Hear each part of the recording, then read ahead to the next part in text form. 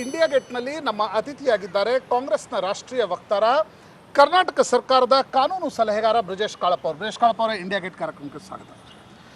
ಬ್ರಿಜೇಶ್ ಕಾಳಪ್ಪ ಅವರೇ, ಕಳೆದ ಒಂದು ತಿಂಗಳಿನಿಂದ ನಾವು ನೋಡ್ತಾ ಇದ್ದೀವಿ, ಅರುಣಾಚಲ್ ಪ್ರದೇಶದ ಸರ್ಕಾರ ಹೋಯಿತು, ಉತ್ತರಾಖಂಡದ ಸರ್ಕಾರ ಕೂಡ ರಾಷ್ಟ್ರಪತಿ ಶಾಸನ, ಈಗ ಹಿಮಾಚಲದ ಸರ್ಕಾರ ಕೂಡ ತೂಗುಯ್ಯಾಲೆಯಲ್ಲಿದೆ ಅಂತಕ್ಕಂಥದ್ದನ್ನು ಹೇಳ್ತಾರೆ.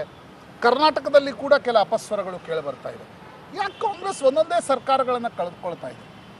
ಇಲ್ಲ, ಕಾಂಗ್ರೆಸ್ ಕಳ್ಕೊಳ್ತಾ ಇಲ್ಲ. BJP ಇದನ್ನು ಹೇಗಾದರೂ ಮಾಡಿ ಕಾಂಗ್ರೆಸ್ನ ಮುಗಿಸ್ಬೇಕು, ಕಾಂಗ್ರೆಸ್ ಮುಕ್ತ ಭಾರತ ಏನು ಮಾಡಬೇಕಾಗಿತ್ತು ಅದನ್ನು ಈ ದೃಷ್ಟಿಯಿಂದ ಮತ್ತು ದುಡ್ಡಿನ ದುರ್ಬಳಕೆಯಿಂದ ಅವರು ಮಾಡೋದಕ್ಕೆ ನೋಡ್ತಾ ಇದ್ದಾರೆ. ಸೊ ಅದು ಅಫ್ಕೋರ್ಸ್ ಮೋದಿಯವ್ರಿಗೂ ಬೇರೆ ಯಾವುದು ದಾರಿ ಇಲ್ಲ. ಏಕೆಂತ ಹೇಳಿದ್ರೆ ಅವರು ಎಲ್ಲ ಚುನಾವಣೆ ಸೋಲ್ತಾನೆ ಬರ್ತಾಯಿದ್ದಾರೆ. ಸೊ ಚುನಾವಣೆ ಸೋಲ್ತಿರುವಾಗ ಇನ್ನೇನು ಮಾಡೋದು? ಮತ್ತು ದುಡ್ಡಿನ ದುರ್ಬಳಕೆ ಮಾಡಲೇಬೇಕು, ಆಮೇಲೆ ಹಾರ್ಸ್ ಟ್ರೇಡಿಂಗ್ ಅನ್ನೋಂಥದ್ದು ಮಾಡಲೇಬೇಕು. ಹಾಗಾಗಿ ಅವರು ಇವತ್ತು ಇದು ಮಾಡ್ತಿದ್ದಾರೆ, ಹೀಗೆ ಮಾಡ್ತಿದ್ದಾರೆ. ಬ್ರಿಜೇಶ್ವರ, BJPಯ ಟೀಕೆಗಳು ಒಂದು ಕಡೆ ಸರಿ, ಆದರೆ ಇನ್ನೊಂದು ದೃಷ್ಟಿಯಿಂದ ನೋಡಿದಾಗ ಅರುಣಾಚಲ್ ಪ್ರದೇಶದ ಶಾಸಕರು ಕೂಡ ಹೇಳಿದರು, ರಾಹುಲ್ ಗಾಂಧಿ ನಮ್ಗೆ ಸಮಯ ಕೊಡ್ತಾ ಇಲ್ಲ. ಉತ್ತರಾಖಂಡದ 9 ಶಾಸಕರು, ವಿಜಯ್ ಬಹುಗುಣ, ಬಹಳ ವರ್ಷ ಪಾರ್ಟಿಯಲ್ಲಿರ್ತಕ್ಕಂಥವ್ರು, ಅವರು ಕೂಡ ಹೇಳ್ತಾ ಇದ್ದಾರೆ ರಾಹುಲ್ ಗಾಂಧಿ ಮಾತಾಡ್ಲಿಕ್ಕೆ ಸಮಯವನ್ನೇ ಕೊಡ್ತಾ ಇಲ್ಲ, ರಾಹುಲ್ ಗಾಂಧಿ ಕಾರಣದಿಂದ ನಾವು ಬಂಡಾಯ ಹೇಳ್ತಿದ್ದೀವಿ ಅಂತಕ್ಕಂಥದ್ದು. ಎಲ್ಲೋ ಒಂದು ಕಡೆ ನಿಮ್ಮ ಉಪಾಧ್ಯಕ್ಷರ ಮೇಲೆ ಅನೇಕ ಪ್ರಶ್ನೆ ಚಿಹ್ನೆಗಳನ್ನು ಮೂಡಿಸಲ್ವಾ? ನೋಡಿ, ಮೊದಲನೇದಾಗಿ ಈ ಆಯಾರಾಮ್ ಗಯಾರಾಮ್ ಕಲ್ಚರ್ ಇವಾಗ ರಾಹುಲ್ ಗಾಂಧಿಯಿಂದ ಉಟ್ಕೊಳ್ಳಿಲ್ಲ. ಆಯಾರಾಮ್ ಗಯಾರಾಮ್ ಕಲ್ಚರ್ ಭಾಳ ಹಳೇದು. ಅಂದರೆ MLAಗಳು ಖರೀದಿ ಆಗುವಂಥದ್ದು ಮತ್ತು ಹಾರ್ಸ್ ಟ್ರೇಡಿಂಗ್ ಇರುವಂಥದ್ದು ಇವತ್ತಿನ ರಾಹುಲ್ ಗಾಂಧಿ ಬಂದ ಮೇಲೆ ಶುರು ಆಗಲಿಲ್ಲ. ಸೊ ಈ 10th ಶೆಡ್ಯೂಲ್ ತಂದಿದೆ ರಾಜೀವ್ ಗಾಂಧಿ ಅದಕ್ಕೋಸ್ಕರ. BJPಗೂ ಅದು ಗೊತ್ತಿತ್ತು. ಹೀಗೆ MLAಗಳು ಬೇರೆಯವರು ದುಡ್ಡು ಕೊಟ್ಟರೆ ಆಮಿಷ ಒಡ್ಡಿದ್ರೆ ಅವ್ರು ಆ ಕಡೆ ಹೋಗ್ತಾರೆ ಅಂತ, ಅದಕ್ಕೋಸ್ಕರ ಅದನ್ನು ಬಲಪಡಿಸಿದ್ರು. ನಾವು ರಾಜೀವ್ ಗಾಂಧಿ ಅವರು ತಂದಿದ್ದ ತಿದ್ದುಪಡಿಯಲ್ಲಿ 1/3 ಅವರು ಬೇಕಾದ್ರೆ ಹೊರಗಡೆ ಹೋಗ್ಬೋದಿತ್ತು. BJP ಅವರು ಏನು ಮಾಡಿದ್ರು, 2/3 ಮಾಡಿದ್ರು, ಅಂದರೆ ಇನ್ನೂ ಸ್ಟ್ರೆಂತ್ ಮಾಡಿದ್ರು. ಸೊ ಅದಕ್ಕೆ ಎವ್ರಿಬಡಿ ನೋಸ್ ದಟ್ MLA ಆದಮೇಲೆ ಮತ್ತೆ ಗೆಲ್ಲಬೇಕು, ಮತ್ತೆ ಪದವಿ ಸಿಕ್ಕಬೇಕು ಅಂತ ಒಂದು ಇದ್ದೇ ಇರುತ್ತೆ. ಸೊ ಹಾಗಿದ್ದಾಗ ಮತ್ತೆ ನೀವು ಪಕ್ಷ ಬಿಡುವಾಗ ಪಕ್ಷ ತೊರೆಯೋ ಟೈಮಲ್ಲಿ ನೀವೇನಾದರೂ ಒಂದು ಕಾರಣ ಹೇಳಲೇಬೇಕಲ್ಲ. ಇವಾಗ ರಾಹುಲ್ ಗಾಂಧಿ ಅದಕ್ಕೆ ಕಾರಣ ಅಂತ ಹೇಳ್ತಾರೆ ಅವರು, ಬಟ್ ಅದರಲ್ಲೇನು ಸತ್ಯಾಂಶ ಇಲ್ಲ ಅಂತ ಎಲ್ಲರಿಗೂ ಗೊತ್ತು. ಆದರೆ ರಾಹುಲ್ ಗಾಂಧಿ ಬಗ್ಗೆ ಅನೇಕ ಅಪಸ್ವರಗಳು ಇದ್ದೇ ಇವೆ. ರಾಹುಲ್ ಗಾಂಧಿ ಪಾರ್ಲಿಮೆಂಟ್ರಿ ಪರ್ಫಾರ್ಮೆನ್ಸ್ ಬಗ್ಗೆ, ಸ್ಮೃತಿ ಇರಾನಿ ಪ್ರಶ್ನೆ ಕೇಳುವಾಗ ರಾಹುಲ್ ಗಾಂಧಿ ಅಲ್ಲಿರೋಲ್ಲ, ನಂತರ ಯಾವಾಗಲೂ ಬಂದು ಮಾತನಾಡ್ತಾರೆ. ರಾಹುಲ್ ಗಾಂಧಿಯ ಒಟ್ಟಾರೆ ಹಿರಿಯರ ಜೊತೆ ವರ್ತನೆ ಸರಿ ಇಲ್ಲ ಅಂತಕ್ಕಂಥದ್ದು. ಇಲ್ಲ, 2019 ದೃಷ್ಟಿಯಿಂದ ಕಾಂಗ್ರೆಸ್ಗೆ ಇದೊಂದು ರೀತಿಯಾಗಿರ್ತಕ್ಕಂಥ ನೆಗೆಟಿವ್ ಅಲ್ವಾ? ಅಥವಾ ಹೊಸ ನಾಯಕತ್ವವನ್ನು ತರಬೇಕು ಅಂತಕ್ಕಂಥ ಕೂಗು ಮಧ್ಯೆ ಮಧ್ಯೆ ಬರ್ತಾ ಇರುತ್ತೆ. ಇಲ್ಲ, ಇದೆಲ್ಲ ಏನು BJP ಮಾಡ್ತಿರೋಂಥ ಒಂದು ರೂಮರ್ ಮಾಂಗ್ರಿಂಗ್, ಅಂದರೆ RSS ಅಂತ ಹೇಳಿದ್ರೆ ರೂಮರ್ ಮಾಂಗ್ರಿಂಗ್ ಸೊಸೈಟಿ ಅಂತ ಹೇಳ್ತಾರೆ, ರೂಮರ್ ಸ್ಪ್ರೆಡಿಂಗ್ ಸೊಸೈಟಿ ಅಂತ ಹೇಳ್ತಾರೆ. ಅವ್ರನ್ನ ಹಿರಿಯರು ಒಪ್ಕೊಳ್ತಾ ಇಲ್ಲ, ಇವೆಲ್ಲ ಸುಳ್ಳು. ಯಾವುದೇ ಒಂದು ಒಳಗಡೆ ಅಂತ ಯಾವುದೂ ತೊಂದರೆ ಇಲ್ಲ. Rahul Gandhi is equivocal leader. There is no problem about Rahul Gandhi. ಆಮೇಲೆ ಇವತ್ತು ನೀವು ಇಂಡಿಯಾ ಟುಡೇ ಸರ್ವೆ ನೋಡ್ತೀರಿ, ಮೊದಲು ಅವ್ರ ರೇಟಿಂಗ್ಸ್ ಇದ್ದಿದ್ದು 7-8% ಇತ್ತು, ಇವಾಗ ಅಪ್ರೂವಲ್ ಜಾಸ್ತಿ ಆಗಿದೆ. ಆಮೇಲೆ ಆನ್ ಎವ್ರಿ ಕೌಂಟ್ ಇವರು ಮೋದಿ ಅವ್ರಿಗೆ ಸಿಗಿಸ್ತಿದ್ದಾರೆ. ಲ್ಯಾಂಡ್ ಅಕ್ವಿಸಿಷನ್ ಬಿಲ್ ಏನಾಯಿತು? ಲ್ಯಾಂಡ್ ಅಕ್ವಿಸಿಷನ್ ಬಿಲ್ಲಲ್ಲಿ ಮೋದಿ ಅಂತ ಒಂದು 56 ಇಂಚ್ ಚೆಸ್ಟ್ ಇರುವಂಥವ್ರು ಇವತ್ತು ವಾಪಸ್ ತಗೋಬೇಕಾಯ್ತು. ಆ ಕಾಯ್ದೆ ಯಾವ್ದು ತರಬೇಕಾಗಿದ್ದನ್ನ. ಬ್ರಿಜೇಶ್, ಇನ್ನೊಂದು ಪ್ರಮುಖ ಪ್ರಶ್ನೆ, ಯಾಕಂದರೆ ನೀವು ದೆಹಲಿಯ ಕಾಂಗ್ರೆಸ್ ಹೈಕಮಾಂಡ್ಗೆ ಆತ್ಮೀಯರು, ಕನೆಕ್ಟ್ ಇರ್ತಕ್ಕಂಥವ್ರು, ಕರ್ನಾಟಕದಲ್ಲಿ ನಾಯಕತ್ವ ಪರಿವರ್ತನೆ ಆಗುತ್ತಾ? ಈ ಪ್ರಶ್ನೆ ಅನೇಕ ದಿನಗಳಿಂದ ಕೇಳಿಬರ್ತಾ ಇದೆ. ಸರ್, ಇವಾಗ ಸೋನಿಯಾ ಗಾಂಧಿ ಅವರು ಬಂದ ಮೇಲೆ, ಪ್ರೆಸಿಡೆಂಟ್ ಆಫ್ ದ ಪಾರ್ಟಿ ಆದಮೇಲೆ, ಎರಡೇ ಕಾರಣಗಳಿಂದ ಲೀಡರ್ಶಿಪ್ ಚೇಂಜ್ ಆಗಿದೆ. ಒಂದು, ದೇರ್ ಮಸ್ಟ್ ಬಿ ಸೀರಿಯಸ್ ಡಿಸಿಡೆನ್ಸ್. ಒಂದು, ಇಲ್ಲಾಂದರೆ ಯಾವ್ದಾದ್ರು ಕರಪ್ಷನ್ ಚಾರ್ಜಸ್ ಬರಬೇಕು. ಸಿದ್ದರಾಮಯ್ಯನವ್ರ ಬಗ್ಗೆ ಎರಡೂ ಇಲ್ಲ, ಡಿಸಿಡೆನ್ಸು ಇಲ್ಲ, ಆ ಕಡೆ ಕರಪ್ಷನ್ ಚಾರ್ಜಸ್ಸು ಇಲ್ಲ. ಕರಪ್ಷನ್ ಚಾರ್ಜಸ್ ದೂರಕ್ಕೂ ಇಲ್ಲ. ಸೊ ಹಾಗಿದ್ದಾಗ ಯಾಕೆ where is a need to change? Sonia Gandhi has never changed anybody. ಆದರೆ ಅನೇಕ ಕಾಂಗ್ರೆಸ್ನವರಿಗೆ ಈ ಭಾವನೆ ಇದೆ. BK ಹರಿಪ್ರಸಾದ್ ಅಂತವರು ಕೂಡ ಬಹಿರಂಗವಾಗಿ ಸಿದ್ದರಾಮಯ್ಯನವ್ರ ಮೇಲೆ ಟೀಕೆಯನ್ನು ಮಾಡಿದರು. ನೀವು ಸಿದ್ದರಾಮಯ್ಯನವರಿಗೆ ಕಾನೂನು ಸಲಹೆಗಾರರಾಗಿ ಕೆಲಸ ಮಾಡ್ತಾಯಿದ್ರು ಬ್ರಿಜೇಶ್ವರ. ಈಗ ACBಯ ಪ್ರಶ್ನೆ, ಕಾಂಗ್ರೆಸ್ ಏನೇನೋ ವಿಚಿತ್ರವಾಗಿರ್ತಕ್ಕಂಥ ಸ್ಟ್ಯಾಂಡನ್ನು ತೆಗೆದುಕೊಳ್ಳುತ್ತೆ ಅಂತಕ್ಕಂಥದ್ದು ಇರ್ತಕ್ಕಂಥ ಆರೋಪ. ಲೋಕಾಯುಕ್ತ ಲೋಕಪಾಲನ್ನು ಬಲಪಡಿಸಿ ಅಂತಕ್ಕಂಥ ಹೋರಾಟ ದೇಶದಾದ್ಯಂತ ನಡೆಯುತ್ತೆ. ಇನ್ನೊಂದು ಕಡೆ ಆಂಟಿ ಕರಪ್ಷನ್ ಬ್ಯೂರೋನ ರಚಿಸಿ ಲೋಕಪಾಲನ್ನು ಒಂದು ರೀತಿಯಾಗಿರ್ತಕ್ಕಂಥ ಡೆಕೋರೇಟಿವ್ ಆಗಿರ್ತಕ್ಕಂಥ ಪರಿಸ್ಥಿತಿಯಲ್ಲಿ ತಂದಿಡಲಾಗಿದೆ ನಿಮ್ಮ ಸರ್ಕಾರದಲ್ಲಿ. ನೋಡಿ, ಹೇಗಾಯಿತು ಅಂತ ಹೇಳಿದ್ರೆ ACB ಬಗ್ಗೆ ಕನ್ಫ್ಯೂಷನ್ನು ಅದು ಮೊದಲನೇದಾಗಿ ಸಂತೋಷ್ ಹೆಗಡೆ ಅವರು ಕ್ರಿಯೇಟ್ ಮಾಡಿದ್ದು. ಸಂತೋಷ್ ಹೆಗ್ಡೆ ಅವರು ಹೇಳಿದ್ರು ಇಲ್ಲ ಇದು ವೀಕನ್ ನೀವು ಇದನ್ನ ವೀಕನ್ ಮಾಡ್ತಾ ಇದ್ದೀರಿ ಇನ್ಸ್ಟಿಟ್ಯೂಷನ್ ಅಂತ. ಅದು ಹೇಗೂ ಅಂತ ಅದು ನನಗೂ ಅರ್ಥ ಆಗಲಿಲ್ಲ, ಪರ್ಹ್ಯಾಪ್ಸ್ ಅವ್ರಿಗೂ ಅರ್ಥ ಆಗಿಲ್ಲ. ಯಾಕೆ ಅಂತ ಹೇಳ್ತೀನಿ ನಾನು. ನೋಡಿ, ಇವಾಗ ಲೋಕಾಯುಕ್ತ ಪೊಲೀಸ್ ಅಂತೂ ಉಂಟು.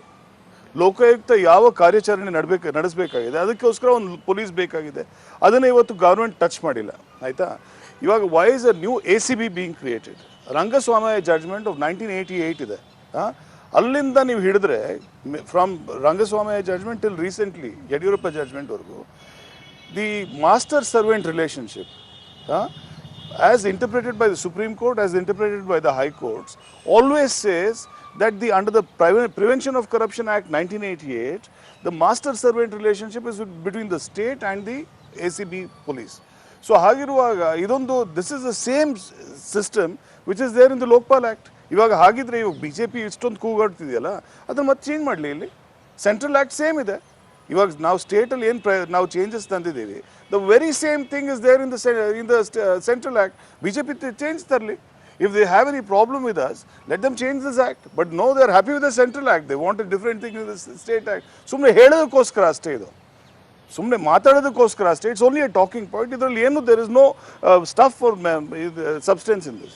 ಒಂದು ACB ಸ್ಥಾಪನೆ ಬ್ರಿಜೇಶ್, ಇನ್ನೊಂದು ಲೋಕಾಯುಕ್ತರ ನೇಮಕಾತಿಗೆ ಸಂಬಂಧಪಟ್ಟಂಗೆ ಕೂಡ ಜಸ್ಟಿಸ್ ನಾಯಕ್ ಬಗ್ಗೆ ಅನೇಕ ರಿಸರ್ವೇಷನ್ಸ್ಗಳಿವೆ, ಅಪ್ರಿಹೆನ್ಷನ್ಸ್ಗಳಿವೆ ಅಂತಕ್ಕಂಥದ್ದನ್ನು SR ಹಿರೇಮಠ್ ಥರದವರು ಕೂಡ ಅನೇಕ ಪತ್ರಗಳನ್ನು ಮುಖ್ಯಮಂತ್ರಿಗಳು ಬರೆದರು. ಆದರೆ ಒಂದು ಹೆಜ್ಜೆ ಮುಂದೆ ಹೋಗಿ ಲೋಕಾಯುಕ್ತರನ್ನು ನೇಮಕ ಮಾಡ್ತಕ್ಕಂಥ ಒಂದು ಪ್ರಕ್ರಿಯೆ ಅಂದರೆ ಒಂದು ರೀತಿ ಸಂವಿಧಾನಾತ್ಮಕ ಸಂಸ್ಥೆಗಳನ್ನು ಪಪಟ್ ಮಾಡ್ಕೋಬೇಕು ಅಂತಕ್ಕಂಥದ್ದು ಸರ್ಕಾರದ ಉದ್ದೇಶ. ಸೊ ಇವಾಗ ಎರಡು ವಿಷಯ ಇದರಲ್ಲಿದೆ. ಒಂದು, BJP ಏನು ಹೇಳುತ್ತೆ, ಲೋಕಾಯುಕ್ತ ನೀವು ಅಪಾಯಿಂಟ್ಮೆಂಟ್ ಮಾಡ್ತಾ ಇಲ್ಲ ಅಂತ. ಇವಾಗ ಅವ್ರದ್ದು ಮಾಡೆಲ್ ಗವರ್ಮೆಂಟ್ ಯಾವುದಿತ್ತು? ಗುಜರಾತ್ ಗವರ್ಮೆಂಟಲ್ಲಿ 11 ವರ್ಷ ಈ ಲೋಕಾಯುಕ್ತ ಇರಲಿಲ್ಲ. ಇವಾಗ there is a corrupt Lokayukta by the name Bhaskar Rao. Appoint ಮಾಡಿದವ್ರು ಯಾರು? BJP, ಆಯಿತಾ. ಇವಾಗ ಅವ್ರ ಬಗ್ಗೆ ಅಲಿಗೇಷನ್ ಬಂತು, ಹಾಗೆ RDO ಅವ್ರ ಬಗ್ಗೆ ಅಲಿಗೇಷನ್ ಬಂತು. ಸೊ ನ್ಯಾಚುರಲಿ ಇವಾಗ BJPಗೆ ಏನು ಅನಿಸಿದೆ, ನಮ್ಮವ್ರಲ್ಲಿ ಕೂತಿರ್ಬೇಕು ಅಂತ ಅನಿಸಿದೆ. ಸೊ ನಮ್ಮವರು ಅಂತ BJP ಅವ್ರಿಗೆ ಅನಿಸಿರ್ಬೋದು, ಯಾರು ಅವ್ರ ಜನ ಅಲ್ಲ. ಅದನ್ನಂತೂ ನಾನು 100% with confidence I can say. Brijesh Kalappa ಅವರೇ, ಇನ್ನೊಂದು ಪ್ರಮುಖವಾಗಿರ್ತಕ್ಕಂಥ ಪ್ರಶ್ನೆ, ನೀವು ಒಬ್ಬ ಕೊಡಗಿನವರು ಆಗಿರೋದ್ರಿಂದ ಈ ಪ್ರಶ್ನೆ ಕೇಳ್ತೀನಿ. ಟಿಪ್ಪು ಸುಲ್ತಾನ್ ಜಯಂತಿಯನ್ನು ಕೊಡಗಿನಲ್ಲಿ ಆಚರಿಸಲಾಯಿತು. ಕೊಡಗಿನರಿಗೆ ಒಂದು ರೀತಿ ಟಿಪ್ಪು ಬಗ್ಗೆ ಒಂದು ರೀತಿಯಾಗಿರ್ತಕ್ಕಂಥ ದ್ವೇಷ ಮೊದಲಿಂದಲೂ ಕೂಡ ಇದೆ. ಅದಕ್ಕೆ ತನ್ನದೇ ಆಗಿರ್ತಕ್ಕಂಥ ಇತಿಹಾಸ ಇದೆ. ಅಲ್ಲಿ ನಡೆದಿರ್ತಕ್ಕಂಥ ಘಟನೆ ಕೆಟ್ಟದ್ದು ಅಂತ. 100% ಅದು 100% ಕೆಟ್ಟದ್ದು. ಇನ್ಫ್ಯಾಕ್ಟ್ ನಮ್ಮ ಫ್ಯಾಮಿಲಿಯವರೇ ಅದರಲ್ಲಿ ತುಂಬ ಜನ ಕರ್ಕೊಂಡು ಹೋಗಿ ಅವ್ರನ್ನ ಶ್ರೀರಂಗಪಟ್ಟಣದಲ್ಲಿ ಇಡಿಸಿ ಅವ್ರನ್ನ ಕನ್ವರ್ಷನ್ ಮಾಡಿಸಿದ್ದಾರೆ. ಅದನ್ನು ನಾನು ಒಪ್ಪೋದಿಲ್ಲ. But like I am saying, ಇವಾಗ ನಾವು we cannot decide was Tipu a secular ruler or a good ruler by 21st century laws. Because he died in 1799. He should be treated by those laws. ಆ ಸಮಯದಲ್ಲಿ secularism ಅಂತ ಇರಲಿ concept ಇರಲಿಲ್ಲ, ಅಥವಾ ಬೇರೆ ಯಾವುದೋ ಕಾನ್ಸೆಪ್ಟ್ ಇರಲಿಲ್ಲ. ಆದರೂ ಕೂಡ ಟಿಪ್ಪು ಸೆಕ್ಯುಲರ್. ಆದರೆ ಟಿಪ್ಪು ಜಯಂತಿ ಆಚರಣೆ ಕೊಡಗಿಗೆ ಸ್ಪೆಸಿಫಿಕ್ ಆಗಿ ನೋಡಿದಾಗ ಇಲ್ಲ, ಅದನ್ನು ಅವಾಯ್ಡ್ ಮಾಡಬಹುದು. ನನ್ನ ಪರ್ಸನಲ್ ಅನಿಸಿಕೆ ಅಂತ ಹೇಳಿದ್ರೆ, ಅದು ಕೊಡಗಲ್ಲಿ ಮತ್ತು ಮಂಗಳೂರಲ್ಲಿ ಎರಡು ಕಡೆ ಮಾಡುವ ಅವಶ್ಯಕತೆ ಇರಲಿಲ್ಲ ಅಂತ ನನ್ನ ಪರ್ಸನಲ್ ಅನಿಸಿಕೆ. ಸಕ್ರಿಯ ರಾಜಕಾರಣಕ್ಕೆ ಅಂದರೆ ಚುನಾವಣಾ ರಾಜಕಾರಣಕ್ಕೆ ಬರಬೇಕನ್ನೋ ಆಶಯ ಇದೆಯೋ, ಅಥವಾ ಹಿಂಬಾಗಿಲ ಮೂಲಕ ರಾಜ್ಯಸಭೆ ಏನಾದರೂ ಪ್ರವೇಶಿಸಬೇಕು ಅಂತಕ್ಕಂಥ? ಇಲ್ಲ, ನನಗೆ 2009ರಲ್ಲಿ ನಾನು ಐ ವಾಸ್ ಅನ್ ಆಸ್ಪಿರೆಂಟ್ ಮೈಸೂರಿಗೆ. ಅಂದರೆ ನನ್ನ ಕ್ಲೇಮ್ ಏನು ಅಂತ ಹೇಳಿದ್ರೆ, ಕೊಡಗಿನವ್ರಿಗೆ ಸುಮಾರು 55 ವರ್ಷದಿಂದ ಪಾರ್ಲಿಮೆಂಟ್ ಟಿಕೆಟ್ ಯಾರೂ ಕೊಟ್ಟಿಲ್ಲ, ಯಾವ ಪಕ್ಷದವರು ಕೊಟ್ಟಿಲ್ಲ. ಆ ಲೆಕ್ಕದಲ್ಲಿ last candidate was CM Poonacha. ಆ ಸಮಯದಲ್ಲಿ ಮತ್ತು ಆಫ್ಕೋರ್ಸ್ ರೈಲ್ವೆ ಮಿನಿಸ್ಟರ್ ಆದರು, ಮತ್ತು ಮಧ್ಯಪ್ರದೇಶ್ ಗವರ್ನರ್ ಆದರು. ಆ CM ಪೂಣಚ್ಚ ಸಮಯ ಆದಮೇಲೆ 55 ಇಯರ್ಸ್ ಆಗಿದೆ. ಇವಾಗ ಯಾವುದೇ ಒಬ್ಬ ಕೊಡವನಿಗೆ ಟಿಕೆಟ್ ಕೊಟ್ಟಿಲ್ಲ ಪಾರ್ಲಿಮೆಂಟ್ಗೆ. ಸೊ ಅದಕ್ಕೋಸ್ಕರ 2009ಅಲ್ಲಿ ನಾನು ಕೇಳಿದೆ, ಮೈಸೂರು ಕೇಳಿದೆ. ವಿಶ್ವನಾಥ್ಗೆ ಸಿಕ್ತು ಆಫ್ಕೋರ್ಸ್. ವಿಶ್ವನಾಥ್ ಮತ್ತೆ 2014 ಮತ್ತೆ ನಾನು 2014ನಲ್ಲಿ ಕೇಳಿದೆ. ವಿಶ್ವನಾಥ್ ಅವರು ಇವಾಗ ಸೋತಿದ್ದಾರೆ. ಮುಂದೆ ನೋಡಬೇಕಾಗುತ್ತೆ ಏನಾಗುತ್ತೆ ಅಂತ. But I was very clear that I want to contest an election. ಧನ್ಯವಾದಗಳು ಬ್ರಿಜೇಶ್ ಕಾಳಪ್ಪ ಅವರೇ, ಇಂಡಿಯಾ ಗೇಟ್ ಜೊತೆ ಮಾತನಾಡೋದಕ್ಕಾಗಿ. ಇವಿಷ್ಟು ಕಾಂಗ್ರೆಸ್ನ ರಾಷ್ಟ್ರೀಯ ವಕ್ತಾರ, ಕರ್ನಾಟಕ ಸರ್ಕಾರದ ಕಾನೂನು ಸಲಹೆಗಾರ ಬ್ರಿಜೇಶ್ ಕಾಳಪ್ಪ ಅವರ ಮಾತುಗಳು. ಈಗೊಂದು ಬ್ರೇಕ್ನ ನಂತರ ಇಂಡಿಯಾ ಗೇಟ್ ಮುಂದುವರಿಯುತ್ತದೆ.